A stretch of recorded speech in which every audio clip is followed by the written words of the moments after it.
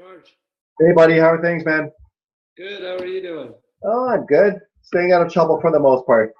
That's good. Yeah, life's treating you well? Yeah, pretty good. Good stuff. I appreciate you taking the time to chat today, man. Definitely helps out. You can see me okay? I can't see you, but what's going to happen with this is I'm going to you'll convert the video to an audio file and have it posted on my website and also looking at just other type of audio websites, so like your iTunes and place like that. So I don't Okay, so necessarily you have to don't need see it. me to do anything else. You can just do what, yeah, this is fine like this.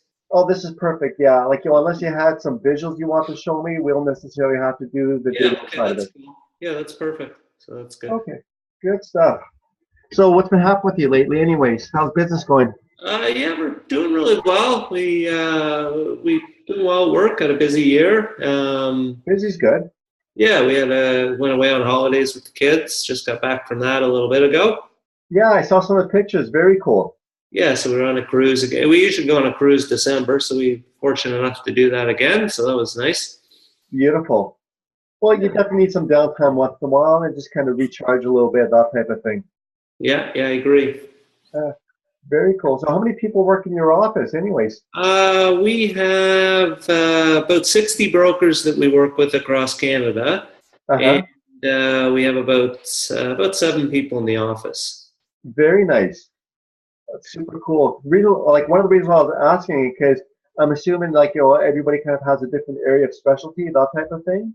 Yeah, and then geographically, each broker kind of has their area. I'm involved. I mean, my role is really on the business development side, so that's why Hmm. when you're asking me about individual quotes, I don't really do individual sales myself. So Yeah, I got to download the software, and I thought it'd be a bit. I didn't want to give you the wrong info on that, but on a high yeah, level, I can yeah. cover everything. I've been doing this for 25 years, so. Exactly. Yeah, and it's one of those things. It's I don't want you to necessarily commit to an answer because say somebody listens to this a year down the road and maybe something changes in the industry. I don't Yeah, want somebody calling up and say, "Well, that's what you said." Like, yeah, but things have changed. So I like yeah. what you said. So, but it can definitely help with the other questions. I don't have them right. I guess you can just ask them. I'm sure I can answer them as you're going along. Okay, cool. I'll be ready in 1 minute. Just gonna get a last sip of water here. Sure, no problem. Do the same. And another thing I was thinking of, because since I'm taking more of a holistic approach to a person's health and wellness, so it's not just say the physical side within the package, but looking at say the financial and other things. If the people where you work are open to, you'll talking about their area of expertise, it's more exposure for you guys as well. We may be able to do that. Some of them are a little less responsive to doing videos and things like that. So I do Yeah, that all the time. So yeah. might be, we can probably focus on me to start, but maybe we never know. We can maybe add some other people as we're going along. Well, that's cool. Well, just throwing it out there. It's like Yeah. whatever, whenever, Yeah, for what's maybe not a fit right now, might be a fit in 6 months. Exactly. I love that approach, buddy. Yeah. Okay.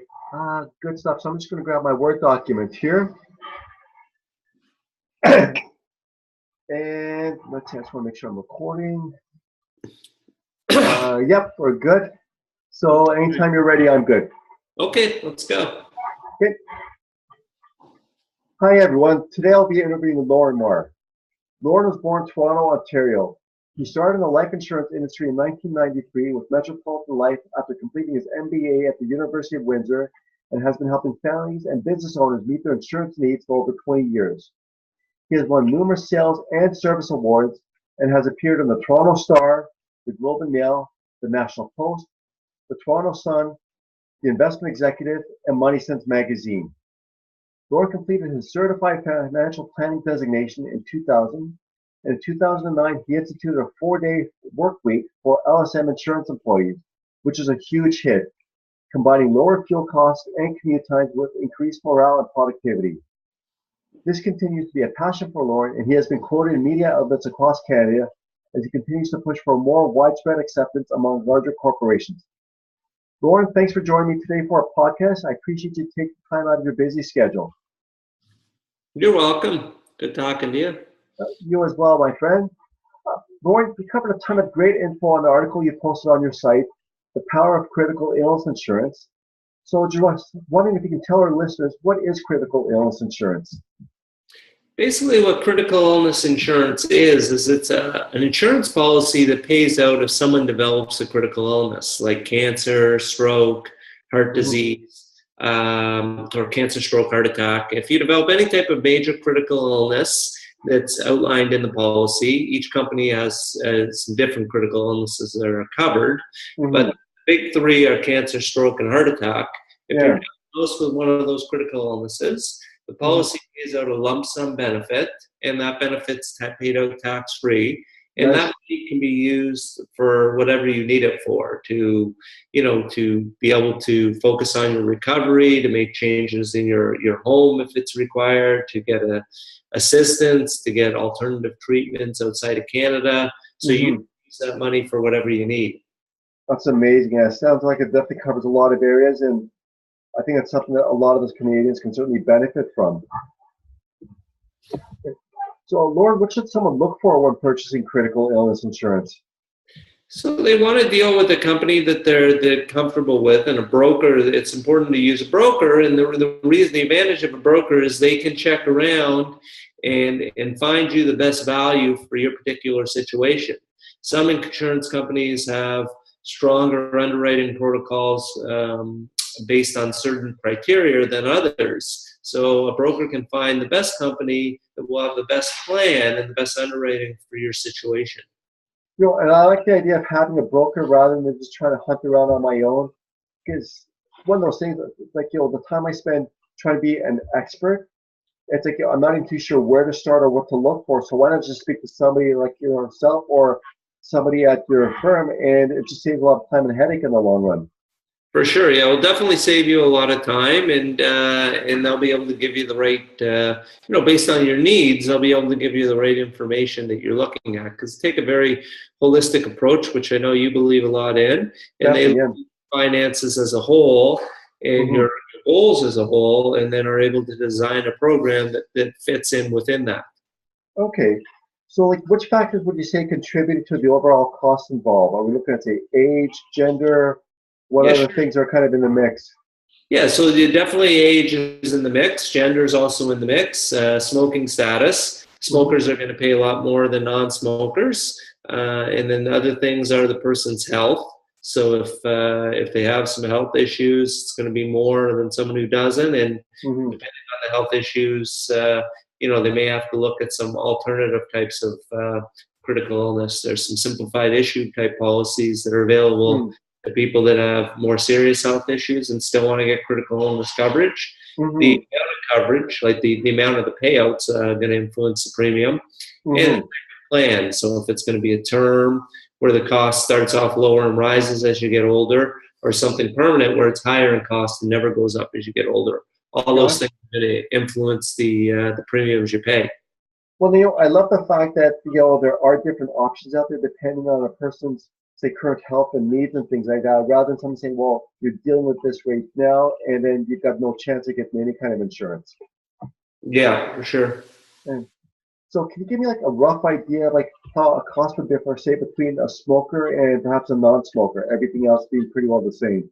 Yeah, so a smoker could pay up to double that of a non-smoker. So it's really a big impact. And most insurance companies define smoker as someone who's used tobacco products in the last 12 months. So definitely if you're on the fence about quitting smoking and you're thinking about critical illness, that might give you the extra motivation you need to make that change in your lifestyle. That's huge. I didn't realize it would be double the amount. That's just crazy. Yeah. And on a little bit of a tangent here, Lorne. So what is disability insurance and how does it differ from critical illness insurance?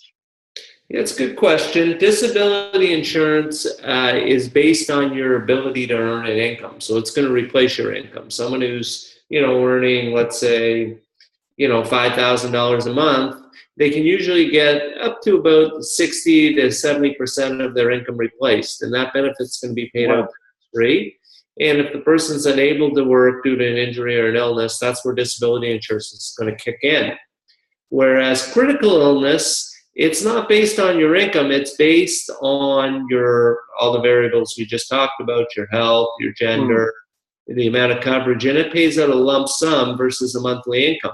So Mm-hmm. critical illness can be available to certain people that disability insurance wouldn't be available to.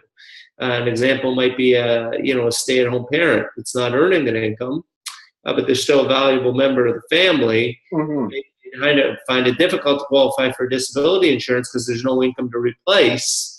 But critical illness, they could still have a plan that pays out a lump sum if they're diagnosed with a critical illness. And this Mm-hmm. is valuable for that person because it's still, if you have one of the parents in the family develops a critical illness, in addition to the emotional havoc, it's going to reap a lot of financial havoc on the family as well. Yeah, most definitely. And I know you covered this a little bit with your answer, but like, would you recommend that people have both, more as like just a larger safety net in a sense? Yeah, I mean, definitely, if you can, depending on your goal, and if you can swing that in your budget, they're similar needs, but they're also different needs because the disability is going to replace your income, and the critical illness is going to give you that lump sum. So if you Mm-hmm. look at someone who, for example, was diagnosed with MS, Mm-hmm. that person may not be able to do their job, and they qualify for the disability insurance, but they also may need to make modifications in their home. Mm-hmm. A ramp into the house, Interesting. changes to the washrooms or things along those lines. So they'll need a certain amount of funds to cover those one-time costs. They might Correct. also want to seek treatments that are not conventional treatments. It may cost additional money, and they can use it for that as well. Mm-hmm. Very interesting. And Lauren, things like finances are concerned and people can only afford one or the other. Like, would you have to say a general recommendation or it depends on the person's particular needs? And if you can get kind of examples of both, that'd be great. Depending on the person's occupation, certain occupations may benefit more from disability insurance certain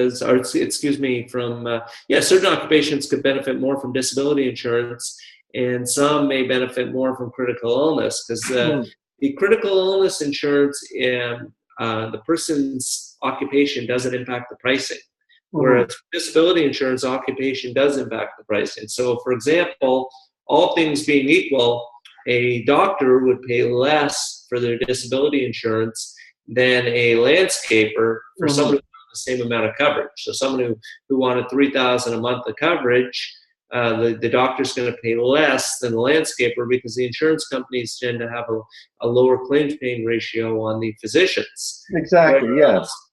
Whereas critical illness insurance, it's the same pricing regardless of the occupation. So Hmm. someone who's maybe in a less favorable occupation for disability insurance may want to look at critical illness insurance. But having said all that, out of the two, I would say disability insurance forms more of the base in terms Hmm. of what people need and in terms of their coverage. Very cool information. Lauren, our time is just about up here, so just wondering if you have any final thoughts on the above that you'd like to share with our listeners. No, that's. I think we covered a lot of it. I mean, there's definitely more information because as we uncover the person's individual needs, they're Mm, going to, we're going to be able to base our recommendations on that. So this kind of gives you an idea of how the coverages work, but you hmm. need to look at the person's individual needs to see what would be the best fit in terms of the type of plan, amount of coverage, all those types of things. But anyone Exactly. more information, they're welcome to visit our site at lsminsurance.ca, or they can give us a call toll free at 1-866-899-4849, and we're happy to help. Fantastic. Well, I'll be posting this information on the website and our weekly newsletter as well.